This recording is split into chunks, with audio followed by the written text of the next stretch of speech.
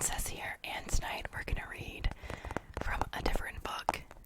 I wanted to mix things up. I got this last year when I was in Florida. So, with my boyfriend at the time, we found it in this cute little bookshop, and I have been planning to incorporate this in my channel, so I just thought, why not? Alright, so without further ado, we'll get into this book. It's called Ghosts of Florida's Gulf Coast. See? There you go. So, Chapter 1. Bel Air, the Bellevue Biltmore Hotel. The Bellevue Biltmore Hotel was built in 1897 by Florida developer and railroad tycoon Henry Plant, whose other architectural creations include the stunning 1891 Tampa Bay Hotel, now the Henry Plant Museum and part of the University of Tampa. Plant erected the Bellevue Biltmore to accommodate the passengers on his railroad line serving the west coast of Florida, the largest wooden building in Florida. The hotel is noteworthy for its green, sloped roof and hand-carved woodwork. The 82,000 square foot building was the centerpiece of a 160-acre resort that included a beach club, restaurants, golf course, and swimming pool. The Bellevue Biltmore was a luxury hotel in every sense of the word. Guests were treated to such amenities as shoe shining and stained glass ceilings. The hotel's guest book included some of the 20th century's best-known celebrities, including Thomas Edison, Margaret Thatcher, the Duke of Windsor, Babe Ruth, and Joe DiMaggio. The U.S. government appropriated the hotel during World War II, but after the war, the resort regained its reputation as the playground for the rich and famous, attracting the likes of presidents Gerald Ford, Jimmy Carter, George H.W. Bush, and Barack Obama, and rock stars. In 1976, members of Bob Dylan's Rolling Thunder Revue played 2 shows in the Starlight Ballroom. Today, the hotel's biggest draw is its paranormal activity, not its elegant accommodations.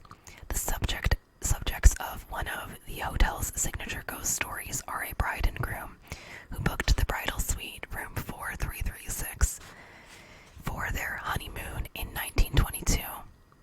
The day before the wedding, the groom drove to Tampa for a bachelor party. The next day, the bride, known today as Annie, was trying on her wedding dress when she was interrupted by a knock on the door, and opened it to find the manager and 2 hotel staff members. In a low, solemn voice, the manager informed the young woman that her fiancé had been killed in an automobile accident that morning. The grief-stricken bride-to-be walked out to the balcony and jumped to her death.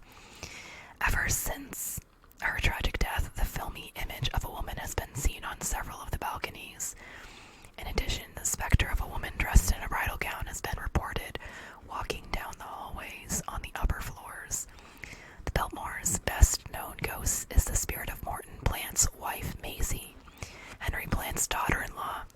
In 1916, Morton gave Maisie a string of pearls designed by Pierre Cartier himself. Maisie had not owned the pearls for very long before she lost them.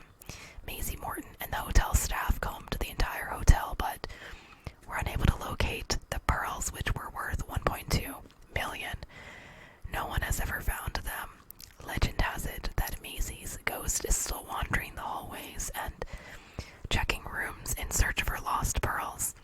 The ghosts in the Bellevue Biltmore Hotel have been known to manifest themselves in other ways as well. Many people have reported hearing sighs and moans in the hallways and rooms. Elevators ride up and down when no one is inside. Some people have caught a glimpse of the specter of a tall, dark man inside the elevator.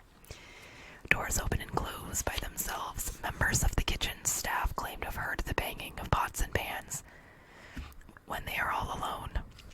Greg Jenkins, author of Florida's Ghostly Legends and Haunted Folklore, says that in one of the unused rooms on the 5th floor, an old rotary phone that has been in the room since the 1920s occasionally rings in the middle of the night.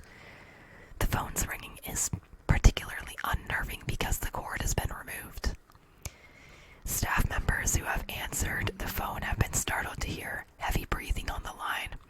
The hotel closed in 2009, and rumors soon spread that the new owners, BB Hotel LLC, were planning to renovate the structure.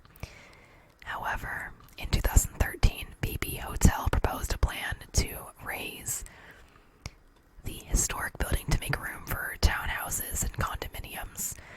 Not surprisingly, a large group of citizens have protested the destruction of the last of Henry Plant's hotels in existence. An investment group called Bel Air Biltmore Partners announced in 2013 that it had raised the money to purchase the hotel, but the fate of the Bellevue Biltmore is still up in the air. If it is eventually replaced by condominiums, chances are good that the displaced spirits will simply move into their new residence. Dun dun dun.